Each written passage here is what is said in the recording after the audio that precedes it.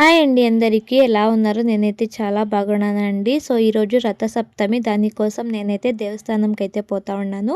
So, అలాగే మా బాబుకైతే బాగోలేదు. యంత్రం అయితే కట్టేసుకుందాము అని పోతా ఉన్నాను. సో, ఇక్కడ చాముండేశ్వరి టెంపుల్ అని ఫేమస్ టెంపుల్ అండి. నిజంగా సూపర్‌గా ఉండే.